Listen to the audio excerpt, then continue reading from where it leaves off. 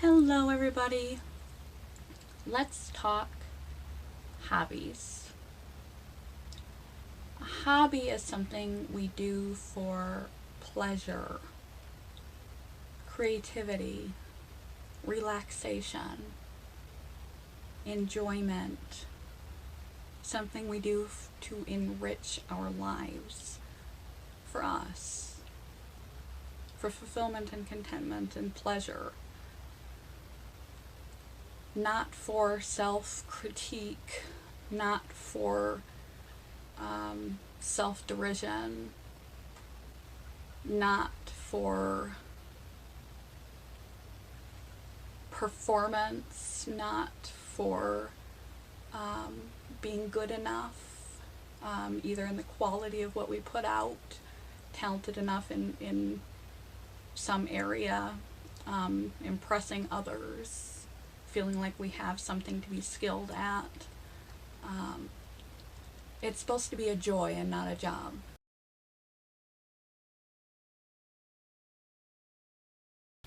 Some people have a side hustle. Some people have a skill or a talent or something they've worked to build to be a skill and a talent they use for a side hustle. Or they are a starving artist of some kind or another. A creator, a musician, an artist, a singer, a quilter, a builder. And they do it as work. If it is your hustle, if it is your job, if it is your business, it may very well be an interest and a passion, but it's your business. It's work. A hobby is something we keep for ourselves that's meant to just bring joy to our life. And if your hobby, your natural inclination for what you do for pleasure, evolved into what you do for a living, it would be to your best mental health and overall well-being to seek a new avenue of just pure hobby. Something you do just for the fun of it. Cooking. It could be anything. For me, my lifelong hobby was art, was drawing. Typically, I went through phases of painting and printmaking and other modalities and mediums of art. But from the time I was very small, I was always drawing. And it was just what I did, drawing and poetry. Poetry has phased in and out of my life off and on over the years, and but it's come and gone out of my life due to my life track and my mental illness. I have lost, I've moved a lot, and I've also disposed of my possessions numerous times over the years, and I've lost a significant amount of my art. It's part of what gets me into this is that my hobby, when I decided to go off to college, I was the first in my family to go to college, and so I didn't know what a person goes to college for. I didn't realize that you go to college to get a living. I thought you went to college to learn. So I thought about the two things that I enjoyed learning about the most, and that was art and poetry. And so I picked art. About halfway through, I realized people go to school primarily for job training, not education. Education is an idealistic vision of what college is for. But so I went to school for art, and it turned out to be a very tumultuous year for me. And it turned what was a joy into a job. What was a hobby, what was something that was a big part of my identity, a big part of how I spent my time, a big part of my self-esteem, something I felt proud of, into something I felt poorly about myself for. I lost interest. It drained me. It became effort and exhausting, and it was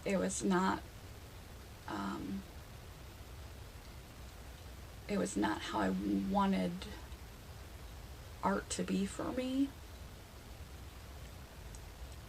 So before you think about taking your joy, your hobby, onto your work platform, to making a business out of your vegan cooking, whatever your thing is, realize the ramifications, that you will lose your joy and it will become a job, and you'll be running a business, and all the stress and everything that goes into that, and the large audience, and something that you have to aim for perfection all the time, and the amount of hours and effort, rather than when you were compelled and passionate and in the zone and it felt lovely to go and do this thing you were drawn to. Now it's compulsory and required, among so many other things that come with making it a job. And so I switched my major, but for many years it sucked the life right out of me, and I no longer have any of the artwork that I had from that time in my life, due to my mental illness and moving. This piece, this is the only thing that I have left from the time that I was in college. It was a printmaking course that I took. Carving was something I'd like to get back into, because this is something you can do at home. You don't need the big printing presses to do this. You just need the board thick enough where you can carve into it, press board, and a nice set of wood carving tools. And you do kind of as if you were going to do an etching. You do the reverse of what you want, because you're basically making a giant stamp. And I don't know how clear this is. This is a river with a bridge and a tree and a cloudy day with a depressed looking chick. And then you put paper over the top of this, and well, first you ink it, and then you put paper over the top of it, and you use a wooden spoon to rub the paper until the whole image is transferred, and then you pull it off and let it dry. This never dries. The ink for this never dries. This is the only thing I have left from my time in college. I wish I had more. Some that I have done more recently. There's this one.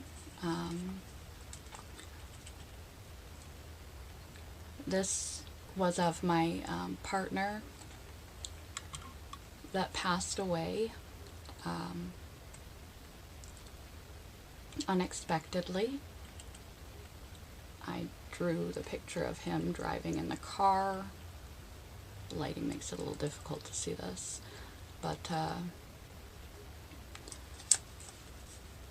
that's pencil. And this one is some years after that. This is a picture of my grandmother. Let's see if I can stop the glare. It's a picture of my grandmother. I did this one in ink.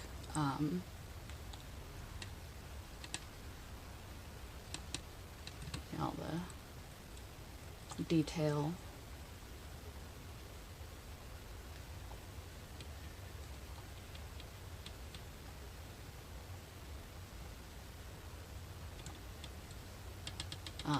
After she passed away,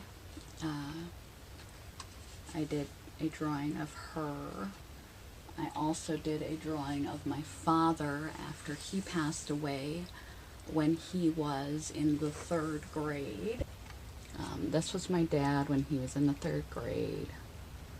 Another pencil drawing.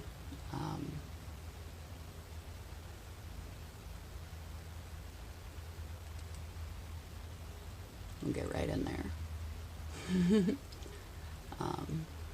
Getting a lot of glare and reflection, but you get the idea. So that was the level that I was at post-college, pre-illness. I went on a major hiatus after college because I was really burnt out, and it had sucked the joy out of it for me. And I had left a bad taste in my mouth and in my soul, and it caused me to distance myself from creating anything at all for a number of years. So be very careful before you make that choice. Whether you want your hobby to be something for you to appreciate and to enjoy, or whether you want to pursue it and have it be work, it may ruin it for you. And so it took me some years to come back to it, and unfortunately I don't have a lot to show for any of that because I got psychotic and I got rid of all of my possessions. Right around the time I got psychotic, this painting, not very good, not terrible, that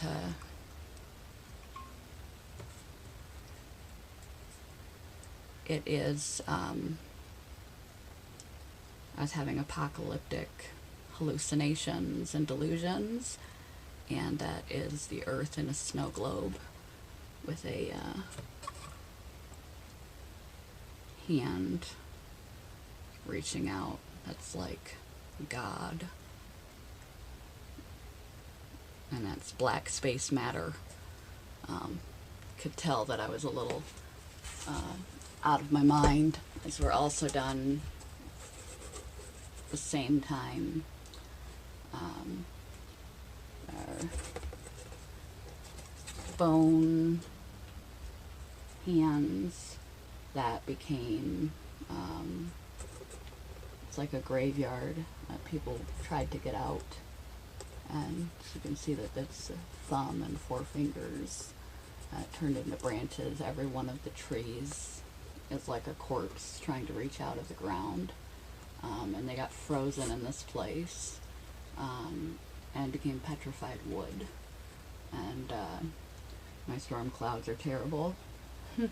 Lightning is not so great, but it's acceptable for someone who is losing their mind. And my trees aren't so bad. Neither is my lightning strike. But that's an example, another example of where I was at pre-psychosis. Is the last one that I did. I did these all in like 3 days while I was still psychotic. Clearly I had a little medication in me, but I was still ill.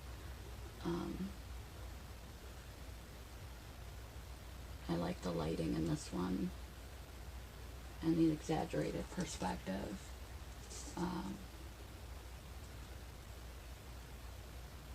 And then I never finished it. I just kind of stopped right there in the middle, and I couldn't do it anymore. Not just this, but the pillows are unfinished. The window, the wall, the girl, it's incomplete. I just couldn't do it anymore because I was having mental health crises.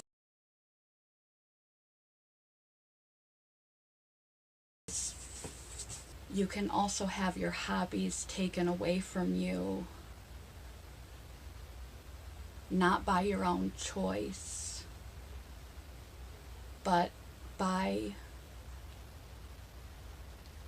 illness, injury, physical or mental, where you are no longer able to do what you do. If you do podcasts and YouTube and you lose your capacity to speak, if you're a singer and you lose your capacity to speak,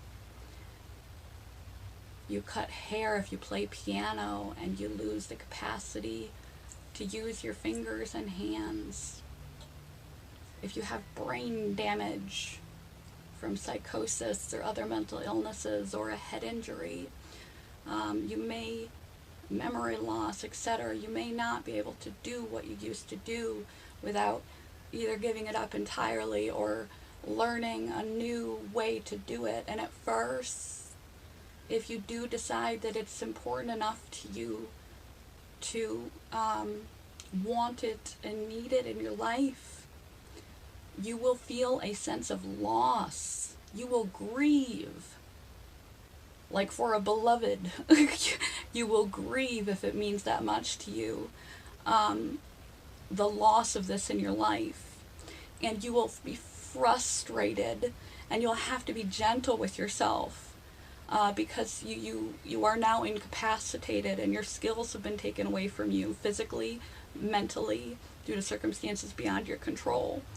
And as you try to learn and adapt a new way to play the guitar with your arm or a cup instead of your hand, to sign, sing, or dance instead of sing, to do some other type of media, write books instead of podcast, or, find some other way to still do what you love,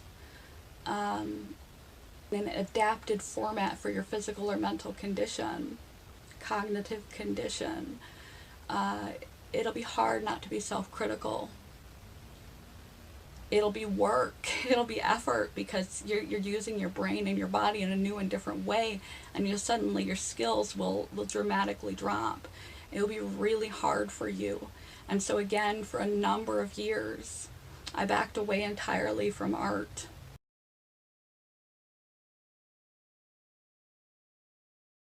I didn't pick it up because I seemed to go from that to I couldn't do a stick figure. I simply couldn't do it. Something that used to be easy for me. It's like as easy as brushing my teeth. It's like I forgot. Like I could no longer do it. Cognitively, I just couldn't do art anymore. And it was heartbreaking. And I went through feeling the same feelings that I went through in college, and every time I would sit down to try, I was like, well, maybe I can rehab myself like stroke rehab. I can relearn this. It can be done. I can learn it again. I can retrain my brain to learn this again. And I would make myself do it, and I would make myself do it, and I would make myself do it, and I would make myself do it. But it was very hard not to be self-critical and go through the same sort of feelings that I went through when I did it as a job, when I did it through art school, and not be hard on myself and admonishing because my skill level was so low and it was so difficult. Eventually, I got to a place where I was able to produce something. Something was coming out of me. It was not to the caliber that it used to be, but something was coming out of me. I was in a better physical place at that point. I didn't have physical illness running on top of my mental illness, and it had been long enough that I just started doing anything. I just wasn't going to show anyone. Every day, just a little. Sometimes you have to make yourself, because there's something to be said for writer's block, artist block, for just being in a funk where if you just do anything, just get the gears going, you'll do it. And when you have to rebuild your skill after having lost your skill for your hobby, for some injury or illness, it's like stroke rehab. You have to put in the mileage. So I just was like, well, no one has to know that I'm drawing again. I don't have to share it, so that I don't have to be embarrassed, because people don't understand that I had mental injury to my brain, and I lost, and I had to start over. And it's still very, very difficult for me. And eventually I got to a place where I was able to draw every day, and it lasted for a couple of months. And then it tapered off again as I developed physical illness, and I just didn't have the energy in me to put in the cognitive energy required to try to draw. These were some of those. When I started to be able to draw again, after not doing it for a long time.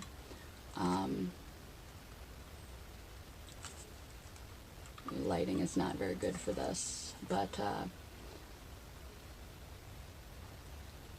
it was just out of my imagination, and a lot of it had to do with my physical and mental health. There's my damaged cell right there, my iron infusions, there's my messed up heart, there's my lung coil, there's my brain cloud, with stocked full of medications, my happy light, my YouTubing, my damaged DNA, my genetic disorders. That's one. There's a lot of random just stuff. That one looks pretty messed up.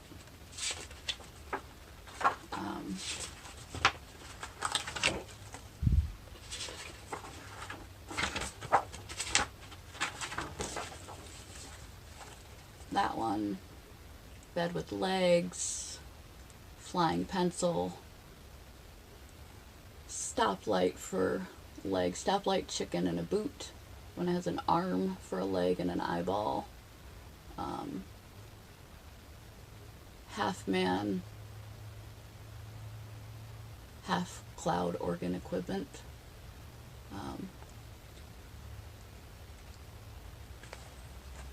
It's a kind of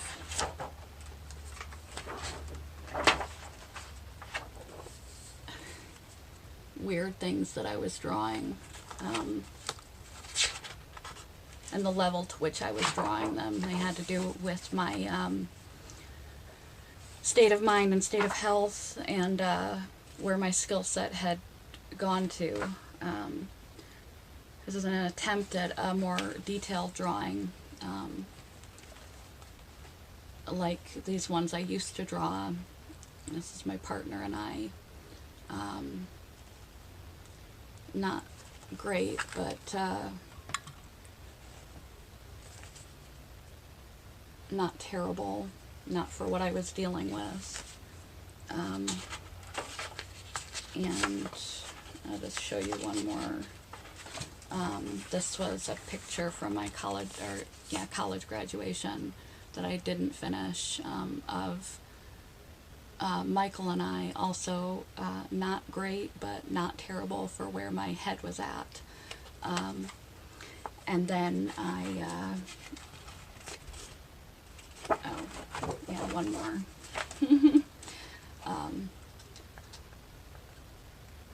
I filled this sketchbook with random things like this.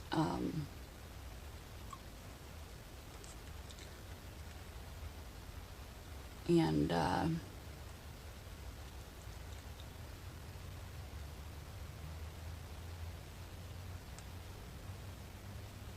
then I lost it again. And after this book was done, after this was filled out, I lost my capacity for a second time. I was too physically ill. It was too much work. I couldn't keep up on it. And it was, again, I was in a place where it was like physical therapy, cognitive therapy for a stroke patient, trying to retrain my hands to even operate like they used to. It was, I could just no longer do it. And so for me, it's no longer easy. It no longer comes naturally, and I still have a hard time. Surprised that I'm even sharing these. That I have a hard time calling myself an artist anymore. Doing or making art is work. It's effort, like working out in the gym because I know it's good for me, versus being a hobby. It's a chore. It's physically and mentally taxing because my brain does not operate the same way it did before I got sick this last time, and it seems to be part of the permanent damage. So I can't do art on demand. I can't do art without great painstaking effort, and often my mind is blank, and my translation from my mind to my hands, it doesn't do what it's supposed to do. It's like it's on the tip of my tongue and I know what I'm supposed to do, but I can't make it go. Or I can't remember how I used to do a thing, or I'll do something in perspective, and the perspective will be many perspectives at the same time, like a box in perspective in space, and it'll have things going all the wrong direction. It's work for me now, but I'm hoping still in time that I can adapt and change in enough that it will be something that I can incorporate into my life for my own personal, not for pursuit of business or anything, but just for myself at a level that I am comfortable with, that I feel competent given all the situation regarding the changes in my cognition and my capacities, the level of skill and the ease that it is to do, that I can rehab myself. So if you lose your joy, your hobby, due to circumstances beyond your control, you have to make a choice, either to let it go, to grieve the loss and find a new hobby and outlet for yourself, or to do the work and be kind to yourself to try to regain that capacity. So it's been a long time, and I avoided it again for a long time, and now I am trying the daily drawing again.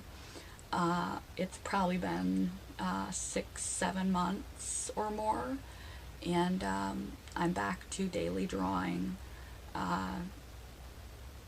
and this time, to make it real simple on myself, because I've lost some of what I rebuilt from going 6-7 months without doing it, I'm just using fat markers.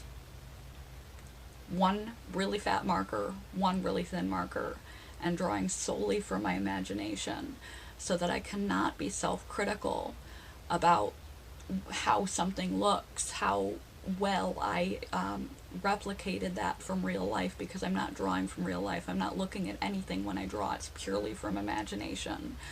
And it's forcing my brain to think creatively, forcing me to translate what I see in my head to the paper, without being able to erase or edit anything.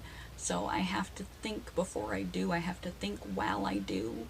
I can't be overly detailed and get lost in the details, and lose sight of the big picture, literally, because it's just two Sharpie markers. So that is the new tact, and I have just started 2. That's all I have in this sketchbook.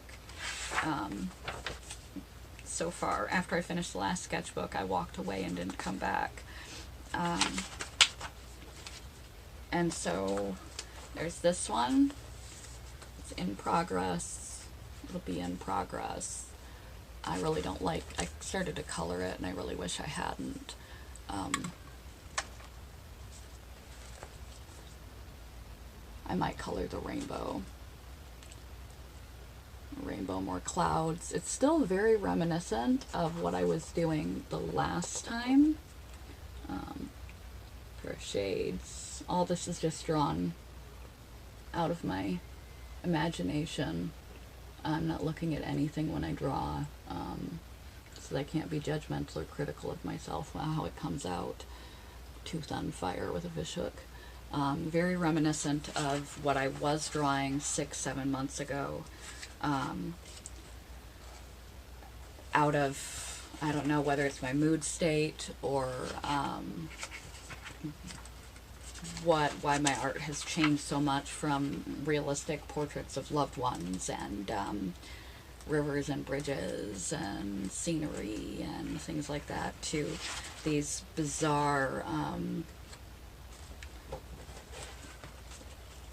highly filled pages of just stuff. We got a mushroom up there, we got a little cheeseburger, some sort of dragon-like thing with a rainbow for a neck, lots of rain clouds and fish hooks. I like, where's he at? I like my bumblebees. I think they're cute.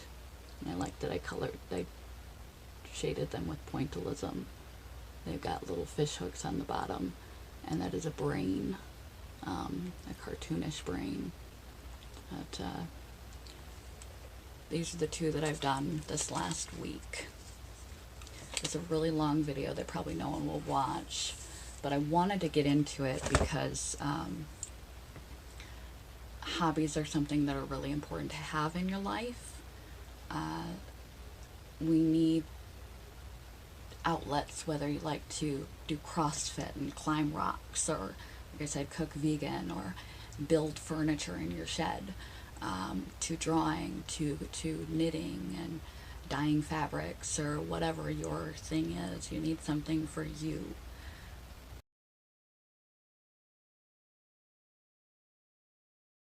But you need to feel competent and capable and comfortable with it. And if you make it your job, it can steal your joy. So before you make a business out of your hobby, really think long and hard if you want to lose it as your joy. If you lose your hobby due to a head injury, a stroke, a cognitive issue, a severe physical illness that handicaps you from doing what you used to do, decide whether you are going to adapt, find some way to adapt and rehabilitate yourself, and be willing to be kind and considerate of yourself. Take it slow, take it easy, don't push yourself. Pick it up little by little, and don't give yourself a hard time for how long it takes to relearn something. You're basically starting as a newcomer again. You're not going to be where you were, and don't be critical of yourself for that. If it's too hard for you to enjoy it, if it causes you suffering, it's no longer something that should be in your life. Then you may want to let it go and pursue something else as your hobby. And as for everyone else with their hobbies that are just their hobbies, no one says you have to share them with anyone. If you enjoy it, you don't have to be spectacular, perfect, and mastered at it. If it brings you joy, you do it as a hobby. Hobbies are for you, for your contentment, your fulfillment, your relaxation, your peace, your joy. You do your hobby regardless of what others think. You do not have to share your hobby with anyone. If you want to improve, you can. You can work to improve. But no one says you have to expose what your hobby is. And don't push yourself. Your hobby is a joy, not a job. Your hobby is for your pleasure, to add fulfillment, to add to your life. So don't make yourself do your hobby when you do not feel like doing your hobby. It will become like a job. Become one more of those adult things that you have to do. You have to knit that scarf today. You have to knit. Again, you're on. You're so tired. You've been knitting that thing for like day and night for like 3 weeks, trying to get it done by Christmas to give to so and so. And a scarf is the same thing over and over and over and over again. You've knit so many of the same row. You are so sick of it. You don't even want to look at it. You'd rather make a sock monkey, or just not knit today. Then don't. Don't force yourself to do your joy, or it'll suck the joy right out of it. Try to pursue a hobby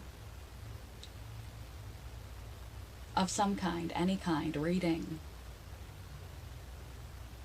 even a passive hobby, but have a hobby. And if for some reason you lose the capacity to do your hobby, find a new one.